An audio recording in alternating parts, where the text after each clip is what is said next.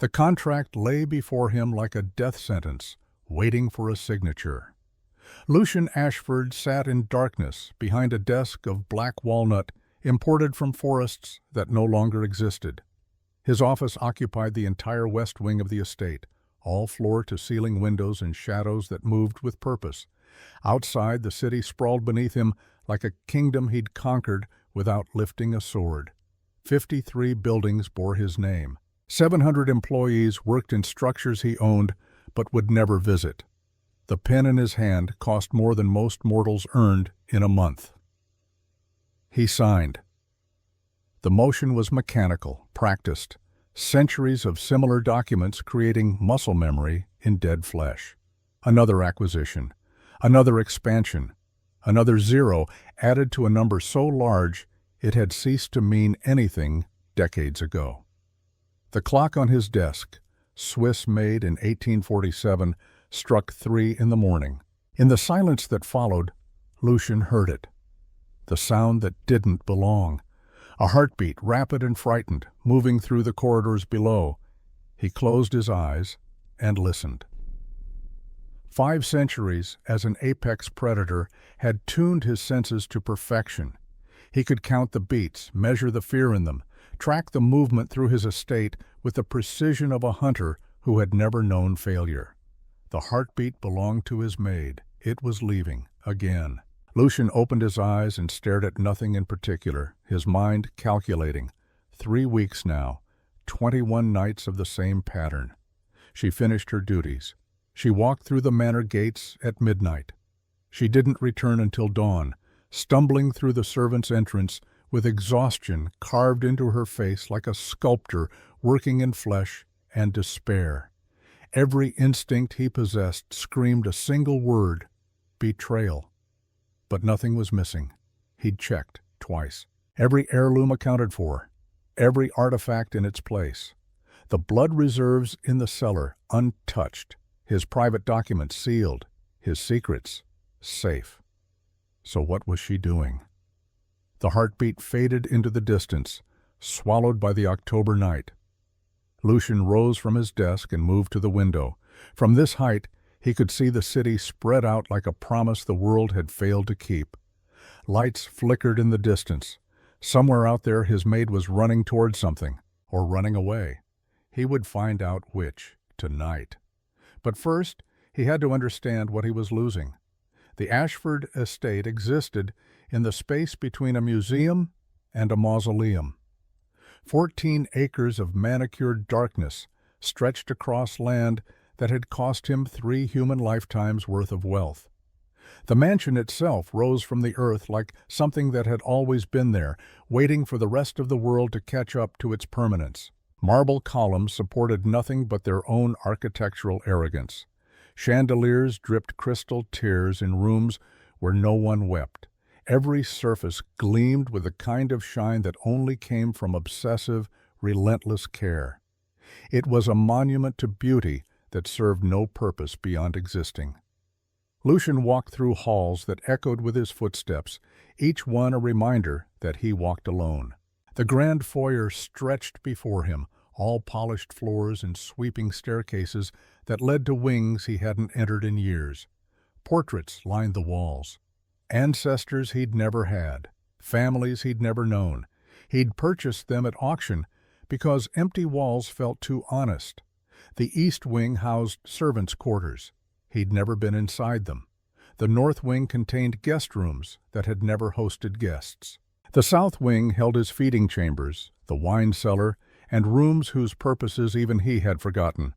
And at the heart of it all, like a lie made of granite and gold, sat the kitchen. Lucian paused in the doorway, studying the space with the detachment of a vampire who had long since stopped questioning the absurdities of his existence.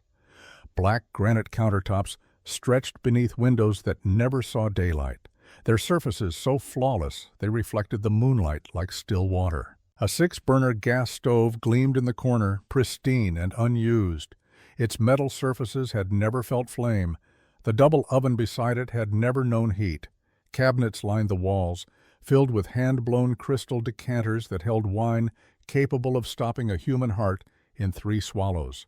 A sub-zero refrigerator hummed in the corner, its stainless steel belly empty except for a single shelf of blood bags marked with dates and types.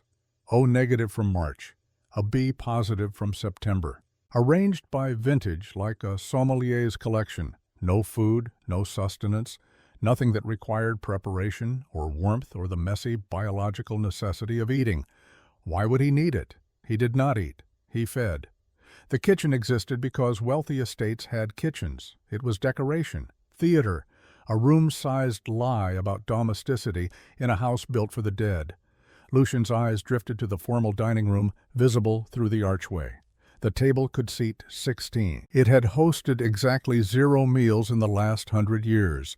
The chairs had never supported human weight. The china had never touched food. Luxury, he'd learned, was measured by its uselessness. And through this beautiful, empty temple, his maid moved like a ghost, trying to remember what warmth felt like. Her name was Seraphina Whitmore. He'd learned it from the employment contract 11 months ago and promptly forgotten it. She was the maid in his mind when she was anything at all. Most days, she was simply invisible. A function, not a person. The woman who made the marble floors shine and the silver gleam and the evidence of his monstrous appetites disappear before he rose each evening. She was perfect at it, quiet, efficient, eyes always down. She polished surfaces that would never be touched. She dusted portraits of people who'd never existed. She scrubbed blood from his feeding chambers without a single question, without a single tremor in her hands. She was exactly what he required, faithful and forgettable. Except now, she was neither. Lucian moved through the estate with supernatural speed, checking his possessions with the thoroughness of a king counting his gold. Every artifact in the gallery, every book in the library, every bottle in the wine cellar, every bag in the blood reserves. Nothing missing, nothing disturbed, nothing except the pattern he couldn't explain. 21 nights of her slipping through those gates at midnight. 21 nights of her vanishing into the most dangerous parts of the city. 21 nights of her returning at dawn, looking like death had visited her and decided she wasn't worth taking yet. He returned to his office and watched the empty driveway, his mind turning over possibilities like stones concealing scorpions. She was selling information. Had to be. What else would draw a woman into those streets at such an hour? Rival vampires paid well for intelligence. The werewolf clans would trade gold for gossip. Even human organizations, the ones who hunted his kind with crosses and conviction, would reward a servant willing to betray her master. But what information? He'd been careful. His business dealings were legitimate, at least on paper. His feeding was discreet. His existence, hidden behind layers of shell corporations and legal fictions. Unless she'd discovered something, a document left out, a conversation overheard, a secret witnessed. The thought sent a cold rage through him. Centuries of careful construction threatened by one mortal woman who'd been trusted with his household. Tomorrow night, he would follow. Tomorrow night, he would learn the truth. And then he would decide what truths could be forgiven and which required permanent silence. The clock struck 4. Somewhere in the city, his maid was doing something she believed was worth dying for. Lucian intended to find out if she was right. The next evening arrived with the weight of inevitability. Lucian rose from his day rest with purpose singing through his veins. Tonight, questions would become answers. Suspicions would become certainties. The mystery that had occupied his thoughts for 3 weeks would finally resolve itself into something he could name and, if necessary, destroy. He dressed in black. Not the formal black of evening wear, but the functional black of a hunter who understood camouflage. He moved through his estate like smoke given will, checking angles and shadows, preparing for the chase ahead. At 11:30, he positioned himself in the east wing corridor, perfectly still, perfectly silent. A statue of patience wearing a man's face. He could hear her below, finishing her duties. The sound of a mop bucket being emptied. The click of cleaning supplies being stored, the soft footfalls of exhausted feet moving through rooms she'd made pristine. And beneath it all, her heartbeat, accelerating, fear and determination mixing into something sharp and acidic. 11:57. She emerged from the servant's closet wearing a thin jacket that wouldn't stop wind, let alone October's cold. Her hands trembled as she pulled it tight. Dark circles carved shadows beneath her eyes. Her uniform hung loose on a frame that seemed to be disappearing by degrees, flesh consumed by some hunger Lucian couldn't name. She glanced toward the windows, toward the shadows, checking to see if anyone watched. He smiled without warmth. "I'm always watching." Midnight arrived like a held breath finally released. She slipped through the side entrance and hurried toward the gates, her worn shoes splashing through puddles left by afternoon rain. She didn't look back, not once. Her focus was entirely forward, entirely desperate. The gates opened for her. Security assumed she had permission. After all, what servant would dare leave without it? Lucian waited 30 seconds, then followed. The transformation was instantaneous. Civilization fell away in blocks. Manicured lawns gave way to cracked sidewalks. Elegant streetlights became flickering fluorescents that turned the night jaundiced and sick. The scent of the city grew thicker. Exhaust, garbage, desperation. The smell of too many people living in too little space with too few resources. Serafina walked quickly, her thin jacket doing nothing against the wind. Her head stayed down. Her pace stayed frantic. She was trying to make herself invisible, trying to slip through streets where visibility meant danger. Lucian tracked her from the rooftops, his form a blur against the night sky. Centuries of hunting had taught him how to move without being seen, how to follow without revealing pursuit. He was darkness observing darkness, a shadow studying smaller shadows. Below him, the streets grew more dangerous with each block. A group of men drinking outside a shuttered liquor store watched Serafina pass with hungry eyes. One called out something crude. She quickened her pace, clutching her jacket tighter. A car slowed beside her. The driver said something that made her nearly run. She turned a corner, breath coming faster, fear spiking in her scent. Lucian's predatory instincts sharpened. She was utterly vulnerable, mortal, breakable. One wrong turn, one wrong encounter, and she would become a statistic in a city that collected tragedies like other places collected rain. Why? Why risk this? If she was meeting with rival vampires, they'd chosen perfect camouflage. This chaos provided endless cover. If she was selling his secrets, this was exactly where information brokers thrived, in places where screams blended with sirens and no one asked questions. She turned down an even darker street, past boarded-up buildings and flickering neon signs, advertising check-cashing services and 24-hour bail bonds. The city's underbelly where hope went to die and desperation became a permanent resident. Lucian followed, his mind cataloging threats she didn't see. The three men in the alley to her left, the figure watching from a window above, the car circling the block for the second time. She was walking through a war zone unarmed and unaware. And then she stopped. The building before her looked like surrender given architecture, a grocery store, if the term could be stretched to include structures that seemed to exist purely to mock the concept. Flickering lights behind dirty windows, a parking lot with more potholes than pavement, a sign missing half its letters promising 24-hour service to no one who would ever believe it. This was her destination? This was what she risked her life for? Serafina pulled open the door and disappeared inside. Lucian landed silently on the roof, his mind racing with confusion that bordered on shock. A grocery store at 2 a.m, in the worst part of the city. What kind of betrayal happened in a place like this? He moved to the edge of the roof and found a maintenance entrance. The lock was broken.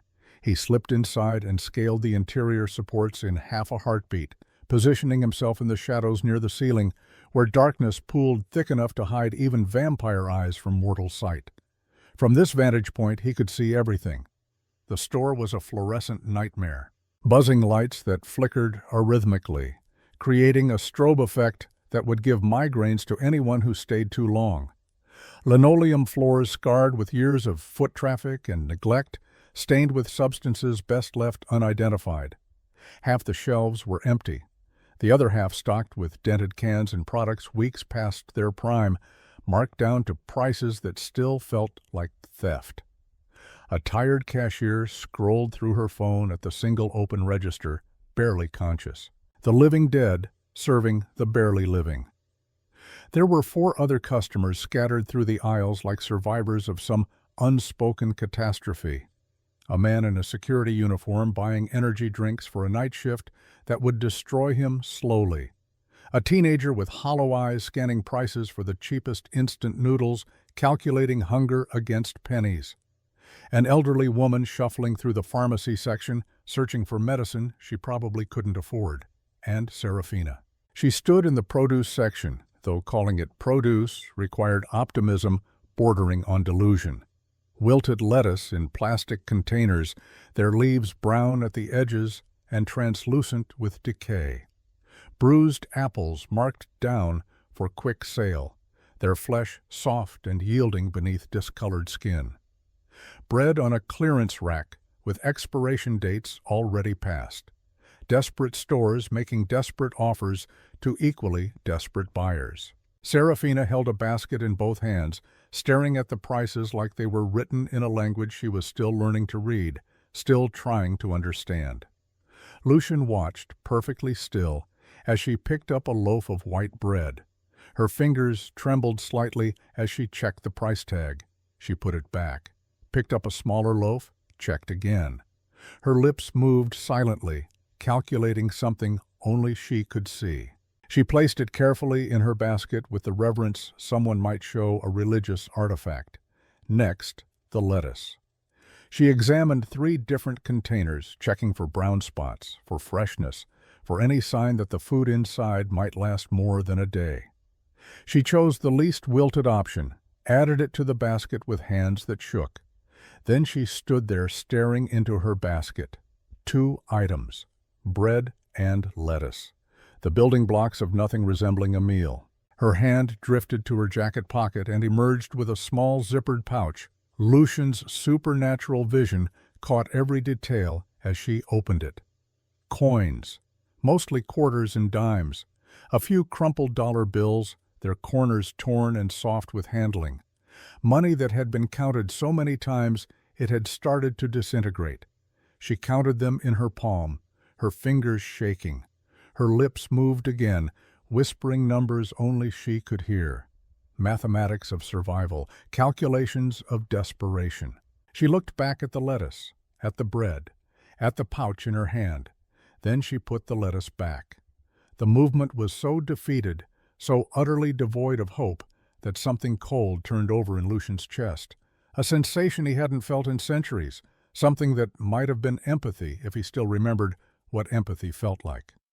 She kept the bread, just the bread. She counted her coins one more time, as if hoping the total might have changed through some miracle of mathematics or mercy. Then she moved toward the register with her single item, her shoulders curved inward like she was trying to make herself smaller, trying to disappear. This was what she risked her life for. Not a meeting with rival vampires, not a transaction with information brokers, not a betrayal worth the word. Just bread. A loaf of bread purchased with coins counted twice because she had nothing else. The cashier rang her up without looking at her. $2.47. Serafina counted out the exact change, down to the last penny. Her fingers trembled as she placed each coin on the counter with the careful precision of someone for whom $2.47 was the difference between something and nothing. She tucked the bread into her jacket to keep it dry from the rain still falling outside, and then she walked back out into the October night, clutching it like it was worth more than gold. Lucian followed. His mind spun with questions that made no sense. She was his maid.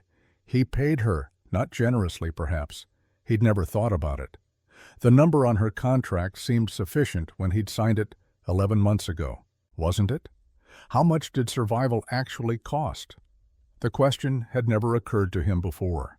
Centuries of immortality had separated him from the mechanics of mortal existence so completely that he'd forgotten the mathematics involved. Food, shelter, heat, clothing, transportation. All the invisible infrastructure required to keep flesh functioning and breath flowing. He followed her through the rain-slicked streets, staying to the rooftops and shadows, his thoughts tangling around a truth he was only beginning to understand. She lived at his estate. She had access to... His thoughts stuttered to a halt. Access to what, exactly? The servants' quarters were comfortable enough, clean beds, private bathrooms, temperature-controlled rooms. He'd provided shelter. He'd provided safety. He'd provided walls and locks and a wage that seemed reasonable for cleaning floors and dusting portraits. So why was she counting coins for bread like a woman on the edge of starvation? The thought lodged in his mind like a splinter. When was the last time he'd seen her eat? He'd never seen her eat. Not once in 11 months. But then why would he? Staff took their meals in their quarters, during their off hours, in spaces he never visited. It wasn't his concern. They were adults.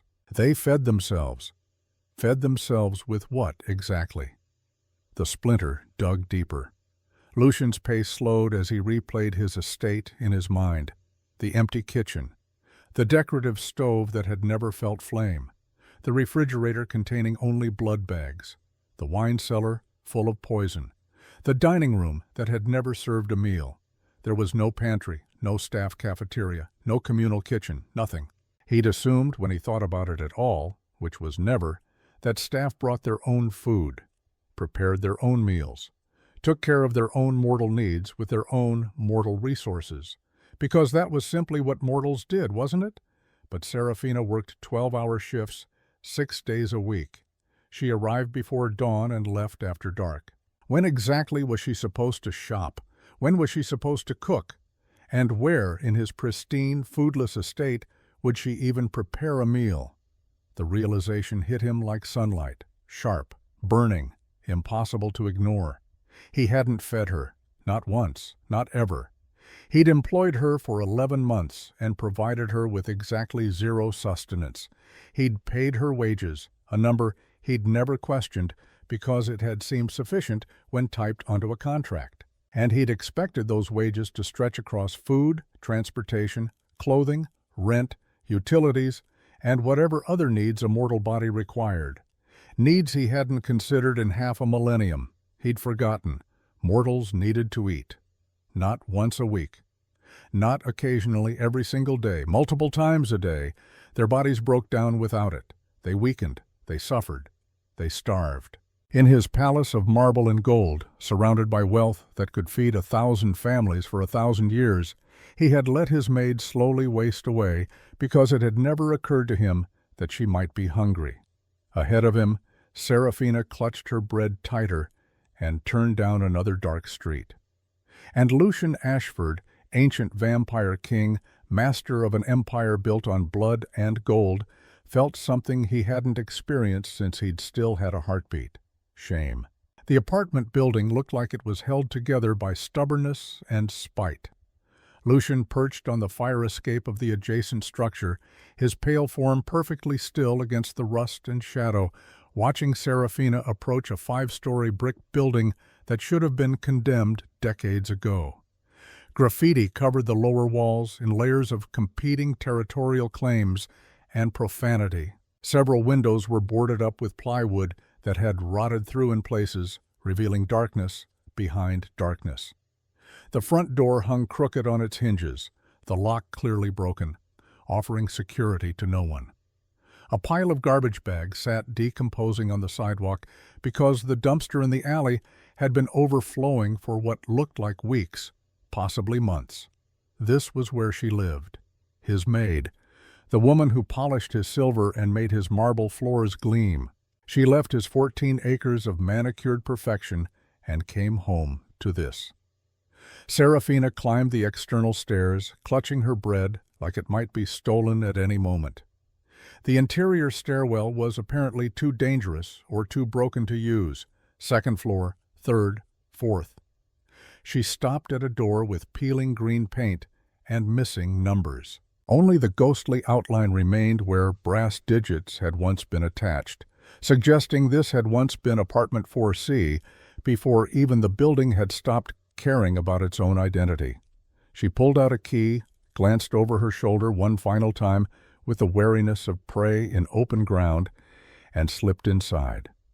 Lucian moved like water, flowing across the gap between buildings in a single supernatural bound, positioning himself outside her window.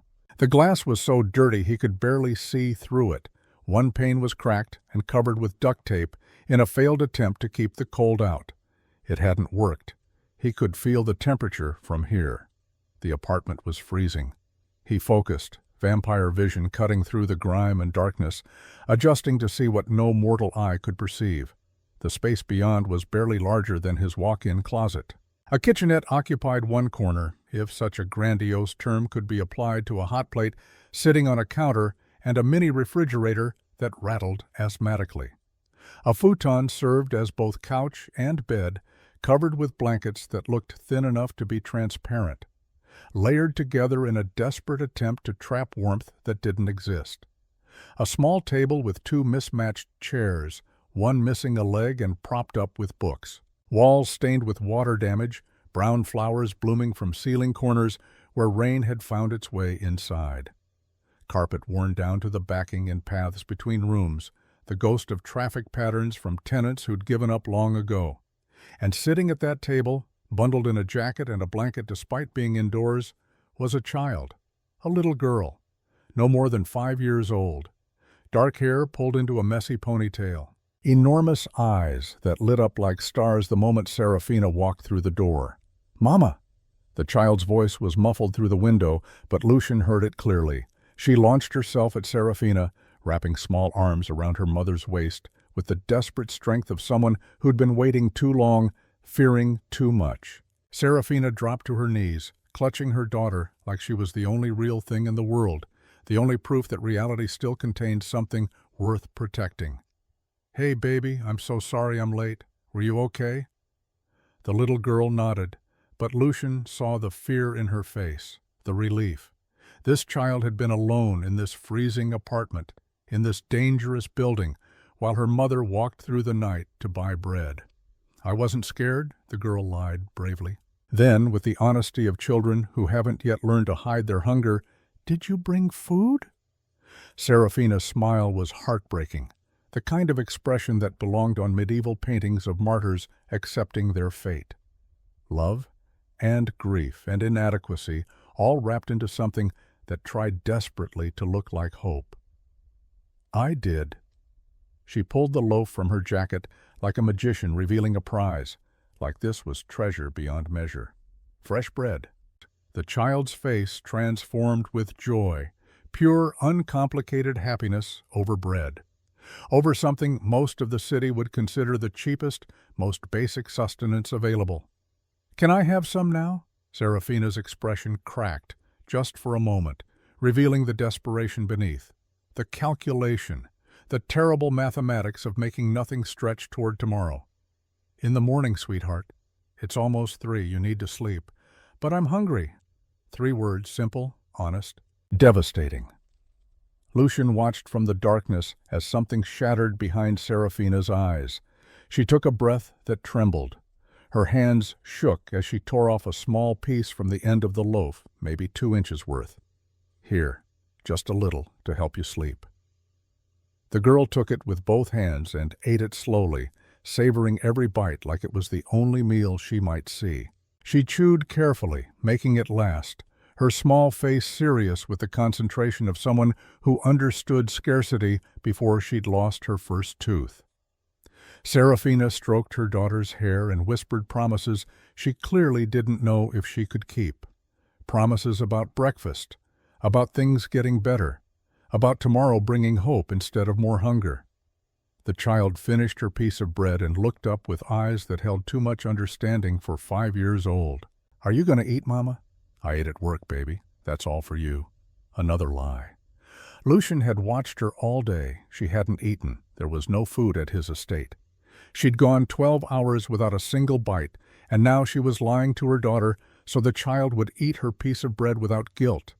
The girl seemed to accept this, or perhaps she was too hungry to argue. Serafina helped her to the futon, tucked her under every blanket they owned, and whispered good night. The child fell asleep within minutes, her small form curled tight beneath the thin layers, trying to conserve warmth in a room that offered none. Lucian watched Serafina stand there for a long moment, staring at her sleeping daughter with an expression that contained more pain than flesh should be able to hold. Then she moved to the kitchenette.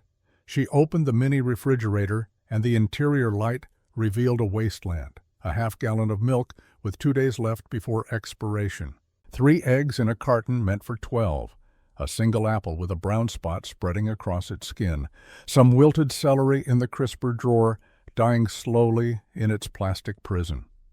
That was it. That was everything, the sum total of their food supply. Serafina placed the bread on the counter next to the refrigerator and pulled out a piece of paper that had been magneted to the door. Even from outside, Lucian's supernatural vision could read every word. It was a budget, written in Serafina's careful handwriting. November rent, $950. Electricity, $80, past due. Childcare, half days, $320. Bus pass, $75. Phone, prepaid, $40. Total, $1,465. Below that, in different ink, as if she'd added it later with the resignation of someone doing mathematics they already knew wouldn't work. Wage from Ashford Estate, $1,400 per month. Lucian's breath stopped. He didn't need to breathe, hadn't needed to in half a millennium, but the habit of shock made his chest freeze anyway. $1,400 a month. For 12-hour shifts, 6 days a week. He calculated automatically, the way he calculated profit margins and investment returns. 72 hours per week, 4.3 weeks per month. Roughly 288 hours. 1,400 divided by 288, $4.86 per hour. Less than $5 an hour to scrub blood from his feeding chambers, to polish silver in a house full of monsters, to clean floors in a tomb while her own child sat alone in the freezing dark. And her expenses exceeded her income by $65 before food, before clothing, before anything unexpected, before life, which specialized in the unexpected, demanded its inevitable toll. His eyes tracked to the pile of envelopes on the counter, and his supernatural vision read them with the same terrible clarity.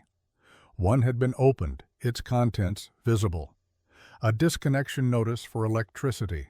Final warning before service termination. Another was stamped in red letters, "Final notice," from the landlord. A third was from the child care center, requesting payment, or her daughter would lose her spot.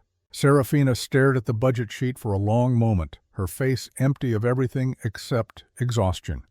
Then she folded it carefully, like it was something precious rather than a mathematical proof of her own inadequacy, and put it back on the refrigerator.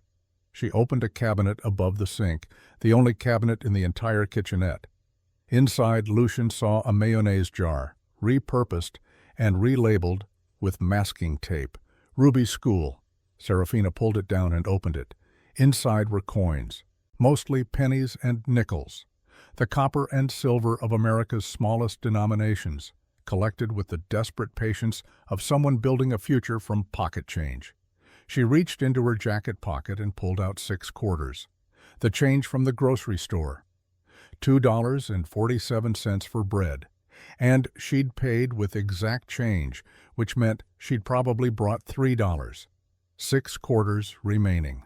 The mathematics of poverty, where every penny was accounted for before it was spent. She dropped them into the jar. They clinked hollowly against the glass, and the other coins already there. Maybe $3 total now. $3 for school. For whatever future she was desperately trying to build for her daughter from nothing but hope and loose change. Then she sat down at the table, put her head in her hands and wept, silently, shoulders shaking, tears streaming down her face and dripping onto the scarred wood surface. But no sound. She'd trained herself not to make noise. Even her grief had to be quiet. Even her desperation had to be invisible. She couldn't wake her daughter, couldn't let the child see her break, couldn't afford the luxury of crying loud enough to be heard, so she cried like ghosts cry, like shadows cry, present but invisible, real but silent. Lucian stood outside in the October rain, watching through a window covered in grime and duct tape, and felt something inside him break. He was an ancient vampire, 5 centuries of existence. He'd been present for the fall of empires and the rise of nations. He'd watched plagues sweep through populations and wars consume generations. He'd seen humanity at its worst and occasionally at its best. He'd accumulated wealth beyond measure. His estate alone was worth more than most people would earn in 10 lifetimes. The cash he kept in his desk drawer for incidentals could pay this woman's rent for a year. His wine cellar was worth $2.3 million, wine he would never drink, wine that existed purely to prove he could afford things he didn't need. And his maid was rationing eggs while her daughter went to bed hungry because he'd never bothered to notice what survival actually cost. Less than $5 an hour. Less than the coffee he bought without thinking. Less than the tip he left without counting. Less than the value he placed on things he owned and never used. He'd paid her poverty wages to clean his palace while she returned home to freeze, and he'd never noticed, never asked, never cared. For 11 months she'd walked into his estate before dawn and left after dark, invisible and faithful, polishing his silver and scrubbing his floors and making his mausoleum beautiful. And for 11 months she'd been starving, slowly, quietly, invisibly. He'd been hunting her for 3 weeks, convinced she was stealing from him. She'd been hunting for bread.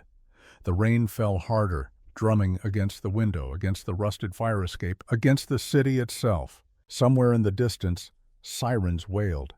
The sound of a city that never stopped hurting, never stopped demanding, never stopped taking from those who had nothing left to give. Lucian stood in the rain and the dark and the shame, watching Serafina cry silently at her kitchen table, and understood with perfect, terrible clarity.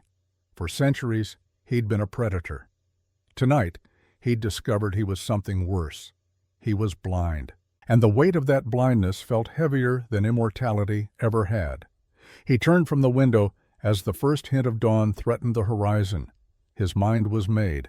Tomorrow evening he would act, not with the patience of centuries, but with the urgency of a man who'd finally understood what he'd been blind to. Tomorrow he would offer more than apologies. Tomorrow he would offer redemption. For her, for himself. For the 5 centuries he'd spent forgetting what it meant to protect instead of prey upon. The decision settled into him like stone finding bedrock. Final, unshakable. He had been a monster since 1525. Tomorrow he would begin learning to be a man again. The groceries arrived before dawn. Lucian had made 3 phone calls. The first to a 24-hour premium market that catered to clients who paid extra for discretion and speed. The second to his property manager, with instructions that would change lives before sunrise. The third to himself, an internal reckoning that lasted the remaining hours until sunset. He didn't sleep during his day rest. He sat in his chambers and calculated $1,400 a month, 4.86 per hour. 11 months of employment. $15,400 total paid to a woman whose labor had been worth 10 times that, maybe 20. He'd underpaid her by at least $100,000 while spending twice that on wine he'd never drink. The mathematics of his cruelty were precise. When evening came and he rose with purpose burning through dead veins, he moved to the kitchen and waited. The groceries had been delivered as instructed. Dozens of brown paper bags covering every surface. The counters, the island, the table, bread and fruit and vegetables, boxes of pasta, jars of sauce, fresh meat wrapped in butcher paper, milk, eggs, cheese, rice, beans, coffee, sugar, flour. Everything a human body might need to actually survive instead of slowly starve. The kitchen that had never known food now overflowed with it. He stood in the center of this abundance and listened to the sounds of his estate.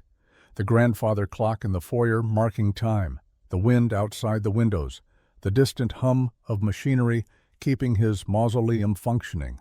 And at precisely 6:47 in the evening, he heard it. The servant's entrance opening, footsteps on marble, the soft sound of a jacket being hung on a hook, the rattle of a cleaning caddy being retrieved. Serafina had arrived for her shift. Lucian waited perfectly still as her footsteps approached. He'd positioned himself near the counter, his tall frame casting long shadows in the dim light. His platinum hair caught the overhead fixtures like a crown.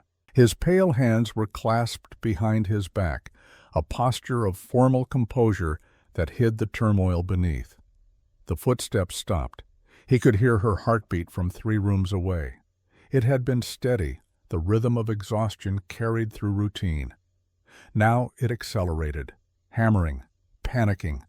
Something was wrong. She could feel it.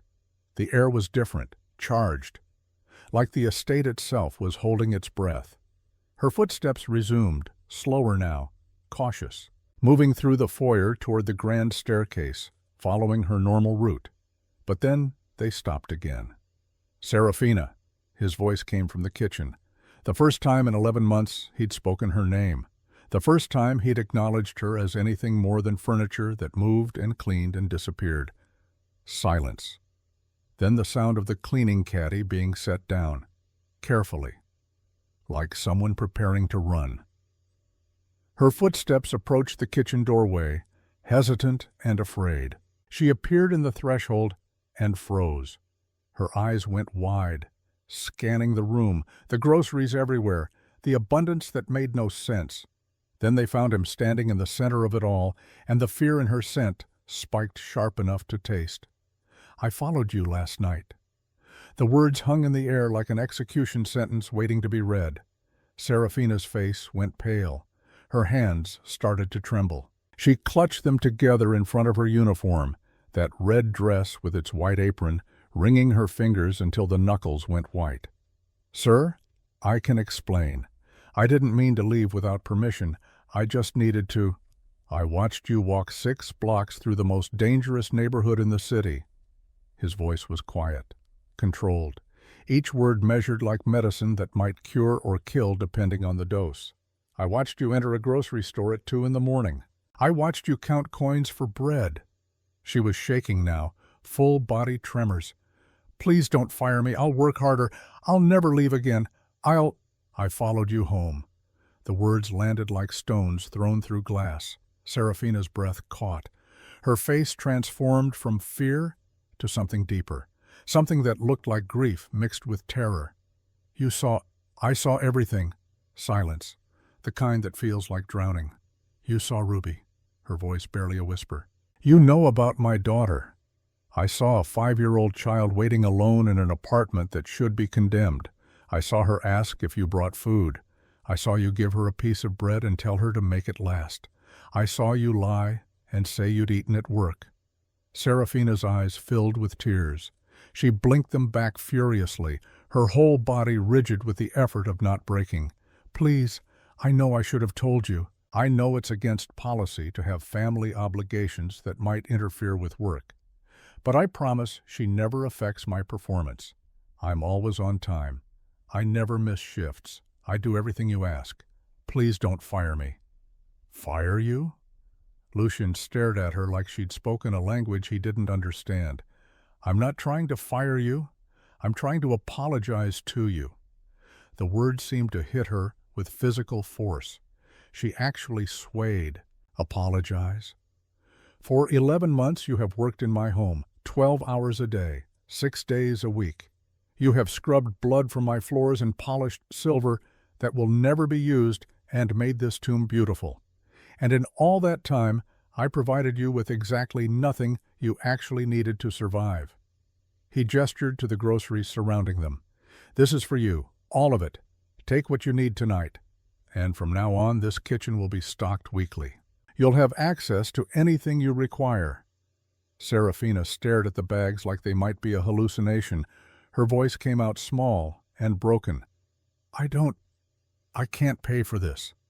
Something flickered across Lucian's face. Pain, perhaps, or shame. "You already have." She stood frozen in the doorway, her mind visibly struggling to process what was happening.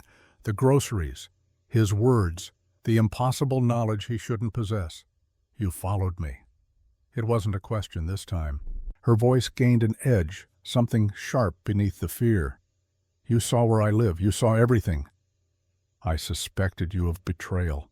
The admission cost him something. "Espionage, theft. For 3 weeks I watched you leave and convinced myself you were selling my secrets to rival organizations." A sound escaped her throat. Half laugh, half sob, bitter and broken. "Secrets? I don't even know what you are. I just clean the—" She cut herself off, suddenly aware of how dangerous honesty could be. "You know exactly what I am." His voice was quiet, gentle even. "You've scrubbed my blood from silk sheets. You've polished the chains in the cellar. You've seen things that would send most people running or screaming or both. You know, Serafina, you've simply been wise enough to stay silent." Her hands twisted together. "Are you going to fire me? I'm offering you more than groceries." He moved closer, and she flinched. He stopped immediately, giving her space. "Your wages are tripling, effective immediately. That's $4,200 a month. Your daughter will have the finest child care this city offers, and I'll cover the cost. Your rent, your utilities, the past due notices I saw on your counter. Consider them handled." He paused, and when he spoke again, his voice carried the weight of centuries of failure. "You will never count coins for bread again. You will never choose between electricity and food. You will never send your child to bed hungry while you pretend not to cry." The tears came then, despite her efforts, streaming down her face in silence. "Why?" The word came out as barely a whisper. "Why would you do this?" "Because I saw you." The simplicity of it was devastating. "For 11 months you were invisible to me, furniture, a function, and then I followed you, expecting to find a traitor. Instead, I found a woman fighting a war I didn't even know existed, a war I was responsible for creating." He took a breath he didn't need, an old habit from a humanity long abandoned. "You showed me what survival looks like when power refuses to see suffering. When wealth becomes so vast, it forgets that poverty isn't a moral failure. It's a mathematical inevitability when those who have everything pay those who have nothing less than the cost of living." Serafina wiped her eyes with the back of her hand. "I had help once, after my husband died. A landlord who offered to help with rent. A boss who said he could work something out if I was flexible. I know what men with power want when they offer charity." The words hit Lucian like a physical blow. Understanding dawned with the force of revelation. "Your husband." He said it carefully. "Tell me what happened." She was quiet for a long moment, staring at the groceries, at this abundance that felt like a trap. Finally she spoke. "Nathaniel." His name was Nathaniel Whitmore. He worked at the Riverside manufacturing plant. Quality control on the assembly line. It wasn't glamorous, but it was steady. Good benefits.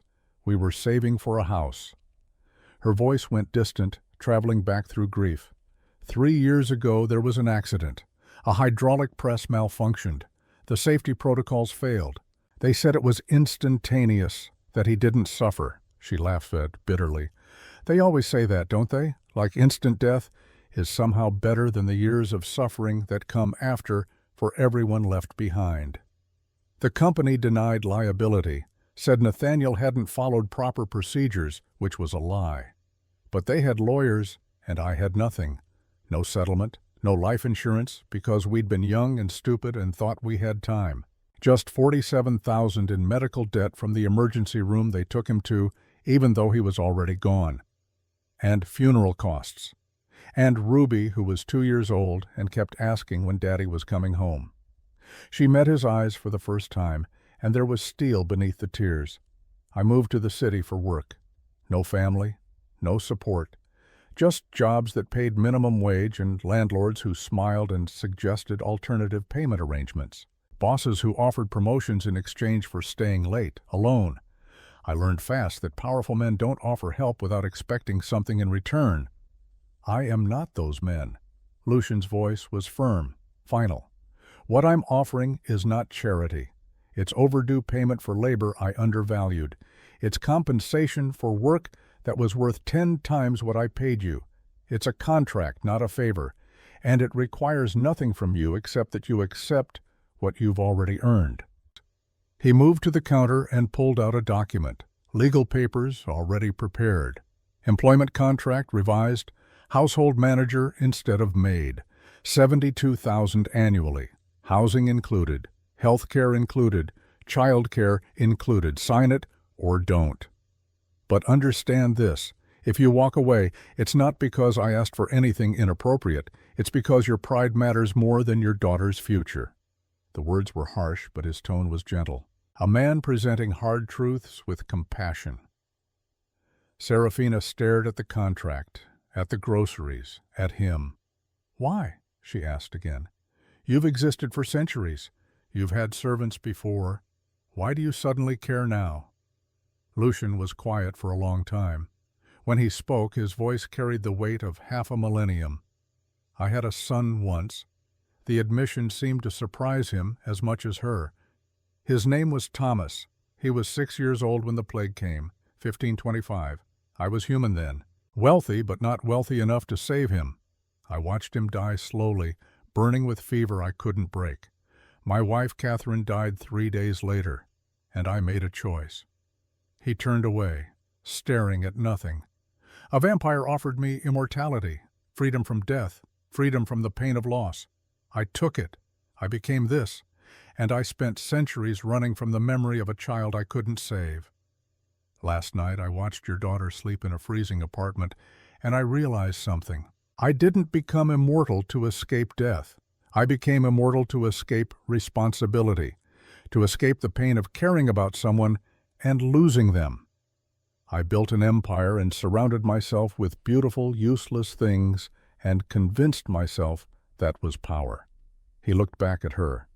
You showed me what real power looks like. It's you walking through dangerous streets to buy bread. It's you giving your daughter the only food you have while lying about eating at work. It's you choosing your child's survival over your own pride every single day. I can't give you back your husband. I can't undo your suffering, but I can stop contributing to it. I can choose to be the kind of man who sees someone drowning and offers a hand instead of looking away. That's not charity. That's basic human decency, and I forgot what that felt like. Serafina stood silent, tears streaming down her face. Then slowly she reached for the contract. A sharp knock interrupted the moment. Both of them turned toward the kitchen doorway. A woman stood there, elderly and severe, her gray hair pulled into a tight bun. She wore a housekeeper's uniform that was pressed and pristine, her posture rigid with 3 decades of professional discipline. Margaret Thornfield, head housekeeper, 30 years of service to the Ashford estate. Her sharp eyes took in the scene, the groceries, Serafina's tears, Lucian's unusual presence in the kitchen. Her expression remained carefully neutral, but something flickered beneath the surface, something that looked like anger or perhaps pain. "Mr. Ashford." Her voice was crisp, professional. "I apologize for the interruption, but the other staff members are talking. They've noticed the changes." "What changes, Margaret?" "The groceries delivered to the kitchen, the contractors who arrived this morning to renovate the East Wing, the rumors that you're providing housing to—" She glanced at Serafina, "to certain employees." The emphasis on certain carried volumes. "And this concerns you how?" Margaret Thornfield drew herself up, her spine straight as steel. "I have worked in this estate for 30 years, Mr. Ashford. 30 years of 12-hour days and 6-day weeks. 30 years of sleeping in a room that's cold in winter and sweltering in summer. 30 years of buying my own food on wages that barely cover rent in the city. Her voice remained controlled, but something cracked beneath it. 30 years, and not once did anyone ask if I was hungry. Not once did anyone offer housing or help or anything beyond a paycheck that hasn't increased with inflation in a decade. She looked at Serafina, and for just a moment the professional mask slipped.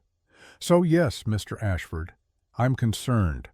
I'd like to know what makes her special. What makes her worth the generosity that the rest of us apparently don't deserve? The question hung in the air like an accusation. Lucian stood very still. Centuries of existence had taught him many things, but this moment required something he'd lost long ago and was only beginning to remember. Honesty. You're right. Margaret blinked, clearly not expecting that response.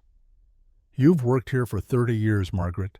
You've been faithful and efficient and invisible, just like Serafina, just like everyone else I've employed. And I've treated you all the same way. As functions, as furniture that moves and cleans and maintains my estate without requiring thought or care or acknowledgement beyond a paycheck. He moved toward her, and she stood her ground. I followed Serafina last night because I suspected theft. What I found was a woman counting coins to buy bread for her daughter, a child who's 5 years old and has learned what hunger feels like because I pay poverty wages and call it employment. I saw her budget. $1,400 a month for 72 hours a week of labor, $4.86 an hour. And I realized something that should have been obvious from the beginning. I have no idea what any of you are paid. I signed contracts 11 months ago, or 30 years ago, or whenever, and never thought about it again. Never questioned whether those numbers were sufficient for survival. Never asked if anyone was struggling. He turned to address both women. So you're right to be angry, Margaret. Not at Serafina. At me, because she's not special. She's simply the first person whose suffering I bothered to witness. Margaret's expression shifted. Surprise, confusion, and beneath it, something that looked like hope fighting against 30 years of learned cynicism. What are you saying? I'm saying that if I'm going to fix this, I'm going to fix all of it. Lucian moved to the phone on the kitchen wall, a landline that existed for emergencies and was almost never used. He dialed a number from memory. James, it's Ashford. I need you at the estate first thing tomorrow morning. No, not for the quarterly review. I need you to pull every employment contract we have. Every person who works in this estate, from senior management to groundskeeping. I want their current wages, their tenure, and a calculation of what living wage actually means in this city. Housing costs, food, health care, transportation, everything. He listened for a moment. I don't care what the market rate is. I care what survival costs. Calculate it and call me back with numbers. He hung up and turned back to Margaret and Serafina. Effective immediately. All wages triple. That's a starting point, not a ceiling. We'll review actual needs and adjust accordingly. Housing renovations begin tomorrow. The staff quarters will have proper heat, proper maintenance, proper respect. Health care coverage for everyone. Child care stipends for anyone who needs them. He paused. And this kitchen becomes communal. I'm hiring a chef. Breakfast, lunch, and dinner will be provided for anyone working here. No one in my employ will ever again have to choose between paying rent and eating. Margaret Thornfield stood very still. Her hands, which had been clasped firmly in front of her, started to tremble. Her lips pressed together tight, fighting something. Then, for the first time in 30 years of professional service, she broke. Tears spilled down her weathered face. In 30 years, she whispered, no one ever asked if I was hungry. I'm asking now. Lucian's voice was gentle. And I'm sorry it took 3 decades for the question to occur to me. Margaret wiped her eyes, recovering her composure with visible effort. Thank you, sir. She turned and walked away, her shoulders shaking slightly, not with anger anymore, with something that looked like relief. Serafina watched her go, then turned back to Lucian. You didn't have to do that. Yes, I did. He met her eyes. Because this was never about you. It was about me finally understanding what power actually means. It's not wealth accumulated. It's suffering prevented. She picked up the contract again, reading through it slowly. Her hands still trembled, but now it was with something other than fear. The East Wing renovations. That's for Ruby and me? 2 bedrooms, full kitchen access, privacy, safety, everything you should have had from the beginning. I'll need to get my things from the apartment. I'll have a car ready whenever you want it. She looked at him for a long moment, searching his face for something. Deception, perhaps. Hidden motives. The trap she'd learned to expect from powerful men offering help. Whatever she was looking for, she didn't find it. Okay. She signed the contract with a hand that shook. Okay. Lucian took it from her and placed it carefully on the counter. There's one more thing. He left the kitchen and returned a moment later carrying something covered in cloth. He set it on the table and pulled the covering away. A portrait. Old, Renaissance era. The paint cracked with age, but the image still clear. It showed a man in his 30s, dark-haired and serious, wearing clothes from another century. Beside him, a woman with kind eyes and a gentle smile. Between them, held carefully by both parents, a small boy. Maybe 6 years old, dark hair like his father, smile like his mother. A family, frozen in paint and memory. That's you. Serafina said it with certainty, looking at the dark-haired man. That's who I was, Lucian Ashford. Merchant, husband, father, 1524. Your wife and son, Catherine and Thomas. They died of plague the following year. I became this, he gestured at himself, at his immortal form, because I couldn't bear the grief. I thought if I lived forever, I'd never have to feel loss again. But instead, you just stopped feeling anything at all. The observation was gentle, but accurate. Yes. He looked at the painting, at the family he'd been and lost.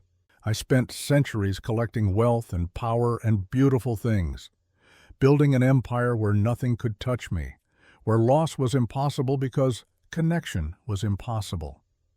Last night, when I watched Ruby sleep in that freezing apartment, I realized something.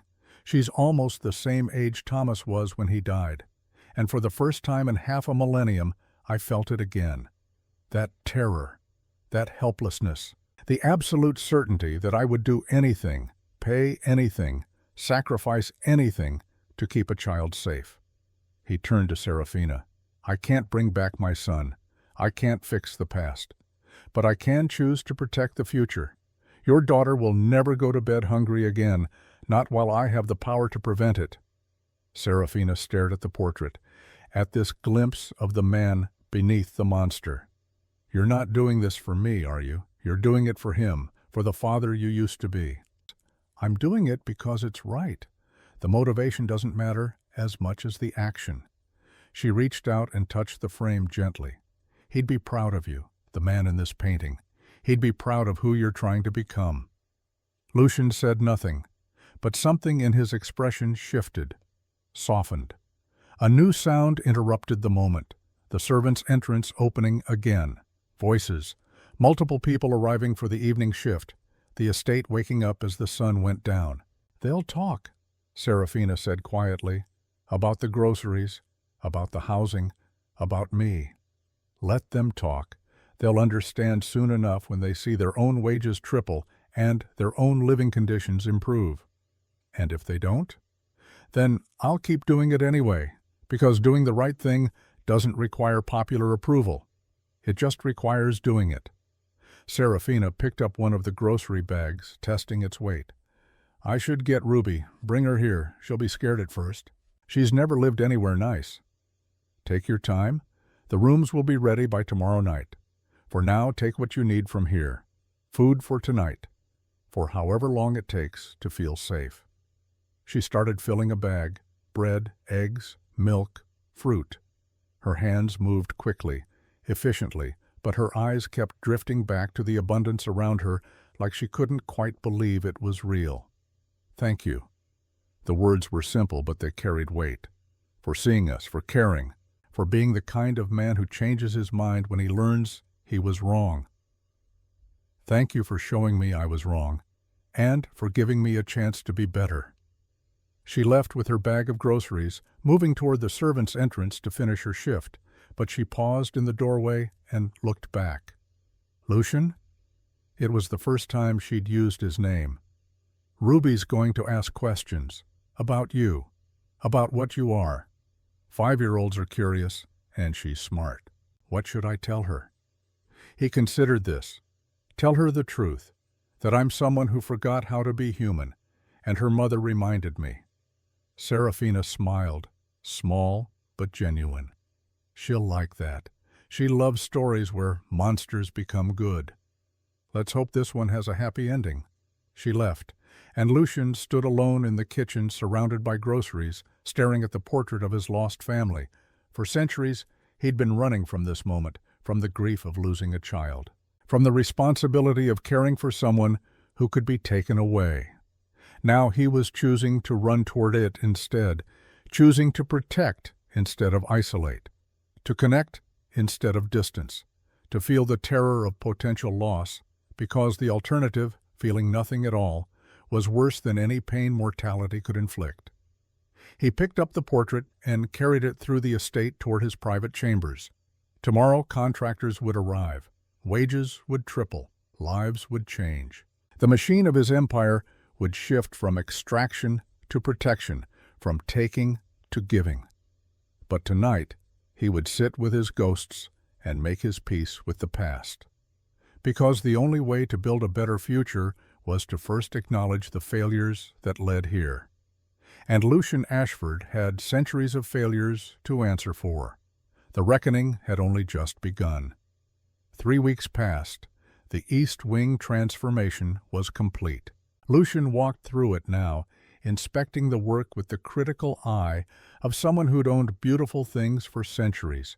The contractors had been efficient, professional, expensive, worth every penny. Floor-to-ceiling windows that actually opened, letting in fresh air instead of sealing it out.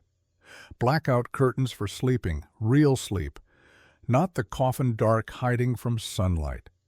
Radiators that pumped genuine heat, the kind that made rooms feel alive instead of preserved. 2 bedrooms. The master for Serafina, with a proper bed instead of a servant's cot, furniture that matched, a closet with space for clothes, a bathroom with water pressure and hot water that didn't run out, and next to it a smaller room painted soft yellow, Ruby's room. Lucian paused in the doorway, studying the space. A child-sized bed with a canopy that looked like something from a fairy tale. Bookshelves filled with stories. A desk for homework. Or a toy chest overflowing with dolls and blocks and games. A window with a view of the gardens. It was too much. He knew it was too much. But a 5-year-old who'd spent her earliest memories being hungry and cold deserved to understand what safety felt like. Serafina and Ruby had moved in 2 weeks ago. The child had been terrified at first. The mansion was too big, too quiet, too full of shadows. But children adapted faster than adults. Within days, Ruby had discovered the library. Within a week, she'd made friends with Margaret Thornfield. Now she claimed the gardens as her kingdom. The estate was changing. Staff wages had tripled. The servants' quarters had been renovated. A chef had been hired for communal meals. The kitchen that had never known food now served breakfast, lunch, and dinner to 15 employees who were slowly learning that hunger wasn't a permanent condition. Margaret Thornfield smiled now. After 30 years of professional distance, she patted shoulders and told stories and moved through the estate like it was finally becoming a home instead of a job. The transformation was real, and someone had noticed. The letter lay on Lucian's desk now, waiting. Heavy paper, expensive embossing, the kind of correspondence that announced its importance before a single word was read. He'd known it would come eventually. He opened it standing, reading by the light of the evening. Lucian, the council has taken note of recent changes to your household operations. Your approach to staff compensation and housing has created complications. Several estates have received inquiries from their employees regarding similar arrangements. You're disrupting established protocols. We request your presence at the monthly gathering to discuss these matters. Regards, the Council. Lucian set the letter down carefully, his pale fingers smoothing the expensive paper. The Council. A collection of ancient vampires who'd built their immortality on tradition and hierarchy and the comfortable certainty that some beings were meant to serve while others were meant to rule. They were concerned. Good. They should be. He crumpled the letter and dropped it in the waste bin. Then he went to find Serafina. She needed to know what was coming. The visitor arrived exactly at midnight. Lucian sensed him before he appeared. The particular frequency of power that only came from centuries of existence. Old blood, old arrogance, someone who'd been walking the earth long enough to forget why mortals mattered. Dorian Graves materialized in the estate's main foyer, announced by no one because vampires of his age didn't require permission or invitation. He simply appeared, as if reality had decided he belonged there and adjusted accordingly. Lucian met him in the formal receiving room, a space that hadn't been used in decades. All dark wood and darker corners, portraits of people who'd never lived staring down with painted eyes. Dorian was tall and angular, with the kind of aristocratic features that belonged on currency or monuments. Silver hair pulled back in a style that hadn't been fashionable since the French Revolution. Eyes the color of old amber, calculating and cold. He carried a bottle. Lucian. His voice was smooth as silk over razors. It's been too long.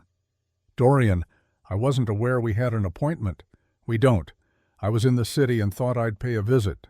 Bring you something special. He held up the bottle. 1847. Blood vintage from the Carpathian estates. Before the modernization ruined everything. I thought you might appreciate quality given your recent humanitarian efforts. The word humanitarian carried so much contempt it practically dripped poison. Lucian gestured to the chairs. Shall we? They sat across from each other like chess players studying the board. Dorian opened the bottle with practiced ease, pouring the contents into crystal glasses that materialized from nowhere. The liquid moved like wine, but smelled like copper and nights that ended badly. I've been hearing interesting things about you, Lucian. Tripling wages, providing housing, feeding your staff like they're family instead of employees. Dorian sipped from his glass, savoring. Some are saying you've gone soft. Others are being less kind. And what do you say? I say you're making the rest of us look bad. He smiled without warmth. 2 of my staff members have already requested similar arrangements, as if they have the right to request anything beyond their contracted duties. You're creating expectations, disrupting centuries of perfectly functional systems. Functional for whom? For everyone who understands the natural order. We are apex predators, Lucian. We don't nurture prey. We don't form attachments to food sources. We maintain distance, control, power. That's how we've survived for centuries. Lucian sipped his own glass, the blood sliding down his throat like memory. And what has survival without purpose given you, Dorian? Besides expensive bottles and empty rooms? Dorian's expression hardened. Don't lecture me about purpose. I've built empires while you've been playing house with mortals. Do you think they see you as anything other than a monster? Do you think your charity changes what you are? He leaned forward, amber eyes gleaming. I saw them, Lucian, your staff, walking through your halls with crosses in their pockets and fear in their eyes. They take your money and sleep in your renovated rooms, but they still barricade their doors at night. They still check the locks. They still pray you won't remember what you really are. The words landed like physical blows because they were true. Your head housekeeper, the Thornfield woman. I spoke with her briefly. Lovely lady, grateful for the wage increase, but when I asked if she felt safe, do you know what she said? Dorian paused for effect. She said she felt as safe as possible, considering. Considering what? Considering she works for a predator who could drain her dry without consequence. Considering she polishes silver in a house built for creatures that eat her kind. Considering that kindness from a monster is still kindness from a monster, and monsters are notoriously changeable. Dorian stood and walked to the window, looking out at the estate grounds.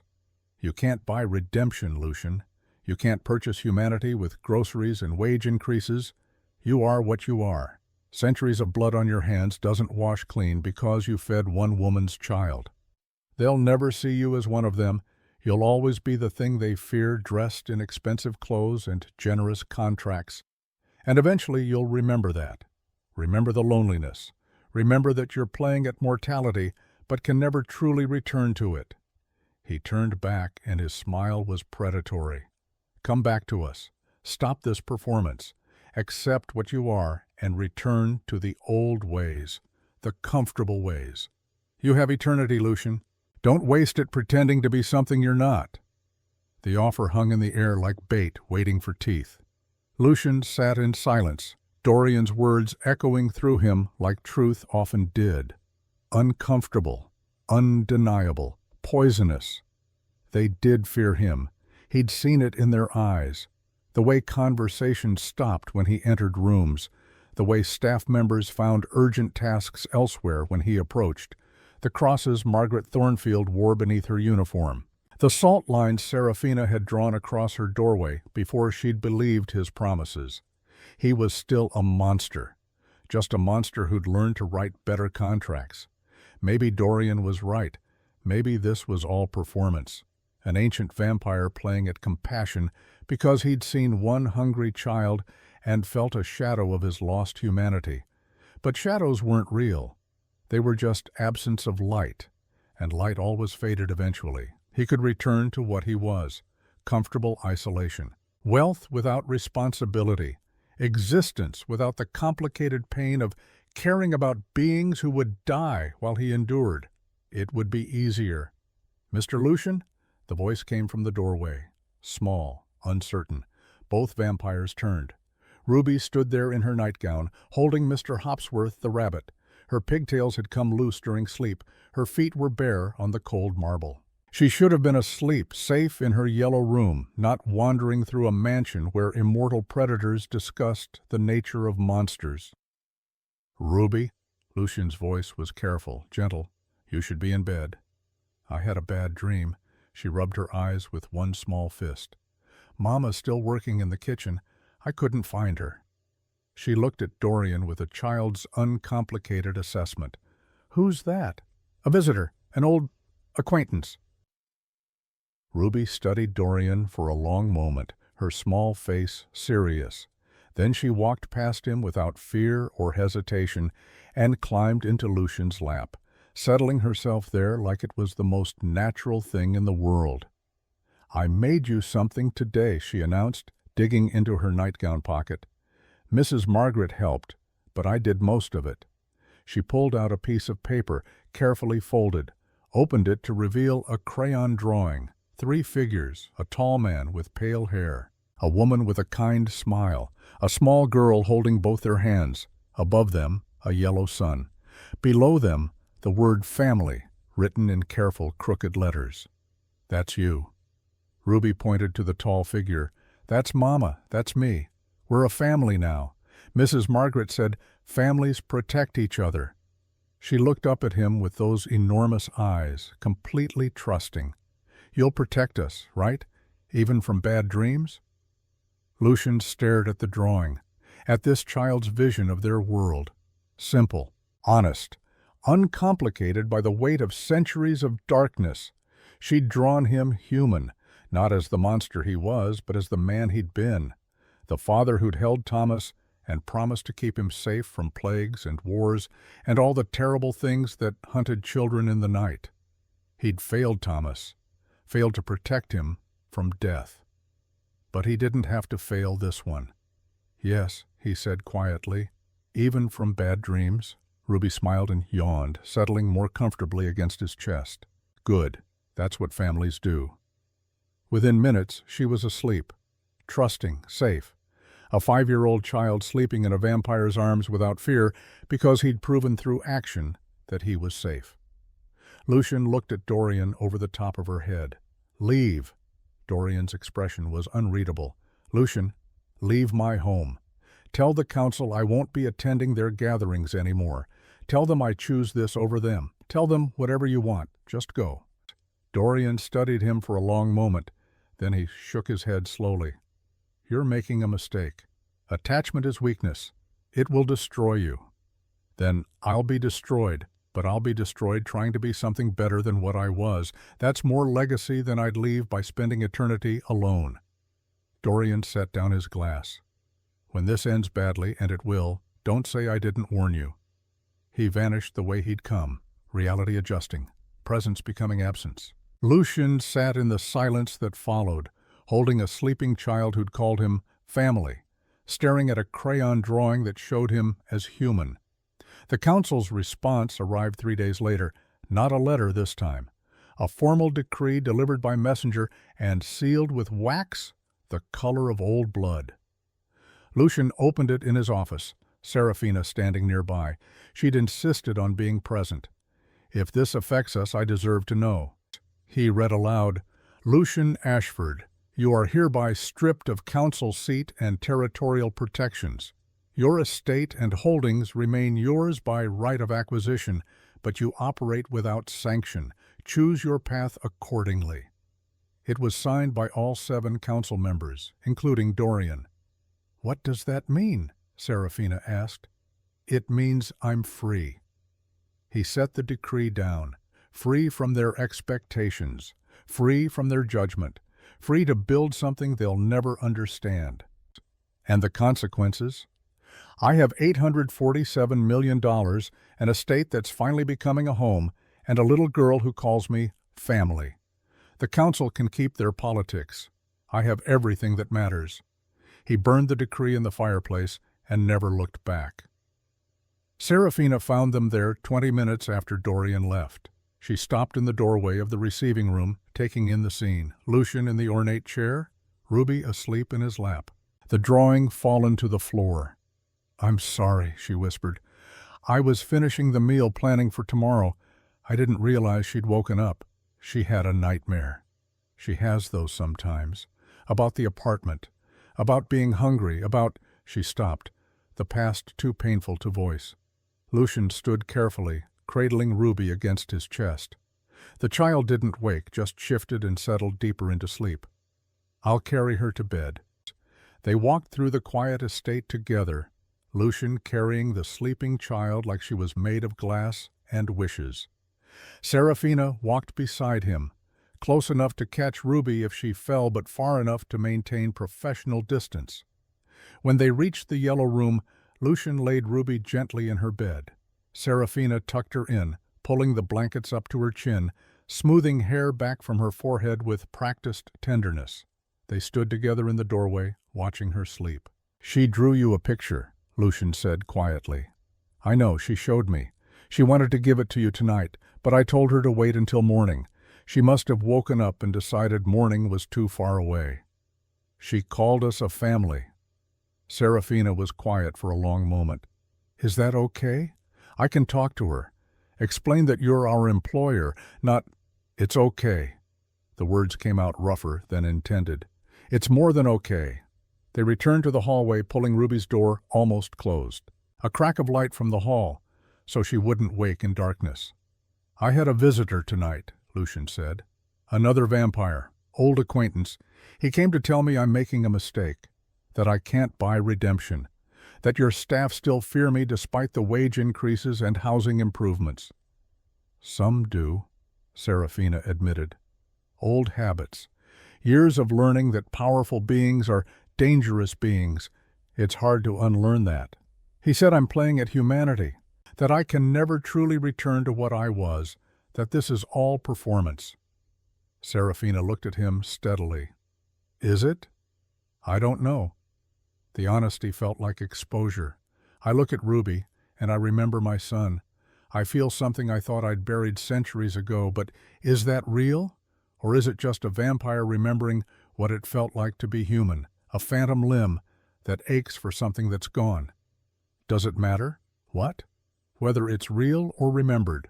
Whether you're becoming human or just acting human. She gestured back toward Ruby's room.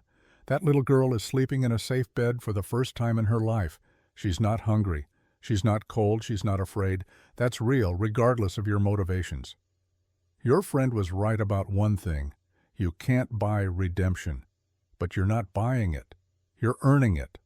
One safe night, one full meal, one child who feels protected instead of afraid. That's not performance. That's transformation. She met his eyes. I heard part of your conversation. He said staff still fear you. And yes, some do, but Ruby doesn't. She sees you and sees someone who keeps promises, someone who makes nightmares go away, someone who's teaching her chess and reading her stories and showing her that powerful doesn't have to mean cruel. That's your legacy, Lucian. Not the empire, not the wealth, not even the reforms, though those matter. Your legacy is the child who feels safe enough to call you family. That's the man you're becoming, and it's so much better than the man you were. Lucian stood silent, her words settling into him like sediment in still water, finding places to rest, places to stay. Thank you, he said finally. For what? For seeing who I'm trying to become instead of just what I've been. Serafina smiled. That's what family does. She walked away toward the kitchen, returning to her duties. Estate manager now, $72,000 a year. No longer scrubbing floors, but managing staff and organizing the household and bringing warmth to rooms that had been cold for centuries. Lucian stood in the hallway outside Ruby's room, listening to the quiet sounds of his estate. Staff moving through corridors, the kitchen beginning preparations for tomorrow's meals, laughter from somewhere distant, probably Margaret Thornfield telling one of her stories. Life, real life, happening in his monument to death. He picked up Ruby's drawing from where it had fallen, smoothing out the creases. 3 figures holding hands, a family. Maybe Dorian was right. Maybe he could never truly return to humanity. But he could choose to honor it, protect it, nurture it in others, even if he couldn't reclaim it himself. That would have to be enough. 3 months after the first grocery delivery, the transformation was complete. The communal kitchen had become the heart of the estate. Not the ornate formal dining room with its mahogany and gold leaf, not the grand foyer with its sweeping staircases. The kitchen, where food was prepared and consumed and laughter happened and life insisted on existing despite centuries of architectural denial. Lucian stood in the doorway, watching. 15 staff members gathered around the large table. Margaret Thornfield at one end, telling a story about her 3 grandchildren and a disastrous baking experiment involving too much baking powder and not enough adult supervision. Groundskeepers and housekeepers and maintenance workers all listening and laughing and adding their own stories. Serafina moved between the table and the stove, checking on the roast she'd prepared with the help of the new chef. Ruby sat on a stool nearby, carefully arranging silverware on a tray, her tongue poking out in concentration. They'd insisted he join them. Every week now, Thursday dinners, staff meals that had evolved into something more than feeding, into community, into the kind of gatherings that made buildings feel like homes. Lucian still felt out of place, still heard conversations quiet slightly when he entered, still saw the careful way people measured their words around him. But Ruby would run to him when he arrived, would grab his hand and pull him to his seat, would announce to everyone that Mr. Lucian was here and now they could start, and slowly, like ice melting in reluctant spring, the fear was fading. Margaret set a plate in front of him. Roast beef, potatoes, green beans, food he couldn't eat, wouldn't taste, had no biological need for. But she placed it there anyway, and he accepted it anyway, because the ritual mattered more than the function. "Thank you, Margaret," she smiled. 3 months ago, she'd been too afraid to make eye contact. Now she patted his shoulder like he was one of her grandchildren. "You're too thin. Need to eat more." The table laughed. A vampire being told to eat more. The irony wasn't lost on anyone. Ruby finished with the silverware and climbed into his lap, settling herself there like it was her designated seat. "Tell them about the chess game, Mr. Lucian." "What chess game? The one where you let me win?" She grinned up at him. "I know you let me, but it was still fun." "I would never let you win. That would be insulting to your intelligence." "Liar." She booped his nose with one small finger, the gesture so casual, so affectionate, that several staff members smiled. A 5-year-old child treating a vampire like a grandfather. "You're a nice liar, though." The meal continued, stories shared, food consumed, the communal experience of existing together in warmth instead of isolation. Halfway through, Ruby asked the question, "Mr. Lucian, you're really old, right?" "Approximately." "That's really old." "Thank you for that observation." The table laughed again. Ruby continued, undeterred, "What's the best thing you learned in all that time?" The question settled over the room like snowfall, soft, significant. Everyone stopped eating, stopped talking, waiting for the answer. Lucian looked around the table, at Margaret with her grandmother's wisdom, at the groundskeeper who'd started night school with the money from his wage increase, at the young housekeeper who was pregnant with her first child and could now afford proper prenatal care, at Serafina, who'd gone from counting coins for bread to managing an estate and building a future, at Ruby, who'd learned that hunger wasn't permanent and cold wasn't forever and safety was something you could trust. "I learned," he said slowly, "that a man's worth isn't measured by what he takes from the world. It's measured by what he leaves behind." Ruby considered this with her usual seriousness. "What will you leave behind?" The answer came easier than it should have. "A better world than I found, one person at a time." She smiled and returned to her meal, satisfied with this answer in the way children were satisfied when adults spoke truth instead of platitudes. The dinner continued. Dishes were cleared. Coffee was served. Ruby helped Margaret carry cups, her small hands careful not to spill. Eventually, people began to leave. Thanks offered. Good nights exchanged. Staff returning to their renovated quarters, to rooms with heat and safety and wages that covered more than survival. Serafina started cleaning up, but Lucian stopped her. "I'll handle it. You've done enough." "You don't have to." "I want to." She studied him for a moment, then nodded and went to get Ruby ready for bed. Lucian cleared the table, washed the dishes, restored order to the kitchen. Simple tasks, mortal tasks, things he hadn't done in centuries because he'd had servants for that. Had people who existed to handle the mundane so he could focus on the important. But he understood now. This was the important. These small acts of care, these moments of service. This choosing to participate in life instead of just observing it from expensive heights. When he finished, he found Ruby waiting for him in the library. She'd set up the chessboard. "One more game?" she asked hopefully. "It's past your bedtime." "Please, just one?" Lucian looked at Serafina, who smiled and shrugged. One game, then bed. No arguments. They played. Ruby was getting better. Her strategies more complex, her understanding of the board deeper. She still made mistakes, but she learned from them, adjusted, adapted. She won by sacrificing her queen to set up a checkmate 3 moves later. "I learned that from you," she said proudly. "Sometimes you have to give up something important to protect something more important." "That's a very wise observation." "I'm very wise." She stated it as fact, not boast. Serafina collected her daughter. "Bed? Now, say goodnight to Mr. Lucian." Ruby hugged him. The gesture no longer surprised him. She'd been doing it for weeks now, but it still made something in his chest clench. This easy affection, this uncomplicated trust. "Good night, Mr. Lucian. See you tomorrow." "Good night, Ruby." She left with her mother, and Lucian sat alone in the library, staring at the chessboard.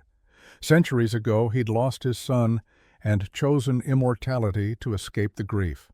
Tonight, he'd found something he'd thought was gone forever, not Thomas. He could never reclaim what he'd lost.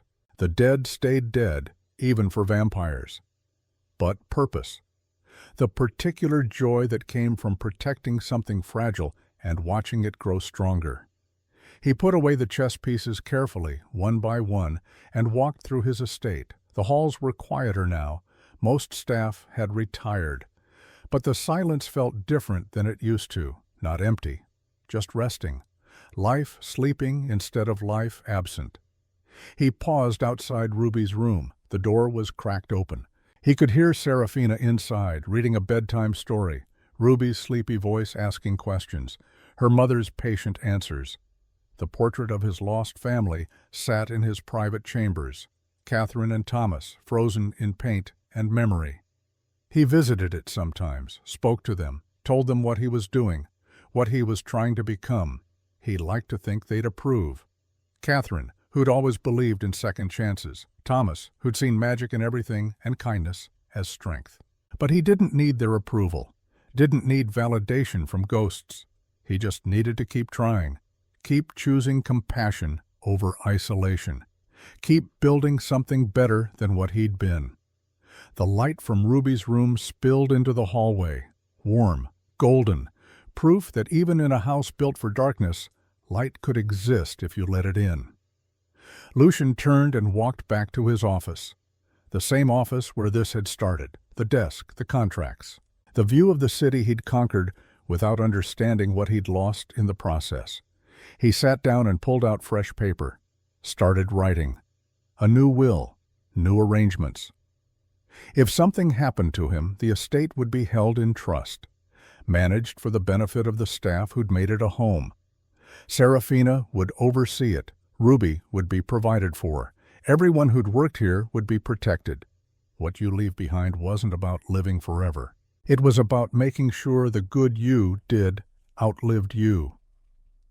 He worked through the night, as he'd worked through countless nights before. But this time, he wasn't building wealth for its own sake. He was building protection, safety, a future for people who'd had too little of both. When dawn approached and his body demanded rest, he sealed the documents and placed them in his safe. Then he stood at the window, watching the sun rise over the city. For centuries, he'd hidden from daylight, from life, from anything that reminded him he'd once been mortal and breakable, and capable of loving something more than he loved his own survival. He couldn't watch the sunrise, would never feel its warmth on his skin again. That part of humanity was gone forever, but he could appreciate what it represented. New days, new chances, the eternal promise that darkness, no matter how long it lasted, was always temporary. Light always returned.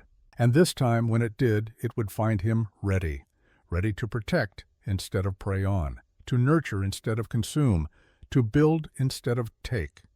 Ready to be the kind of man his son would have been proud to know. The kind of man a little girl could call family without fear. The kind of man who understood finally, after half a millennium of getting it wrong. True power wasn't found in blood or gold or immortality. It was found in the choice to use whatever power you had to make someone else's life better.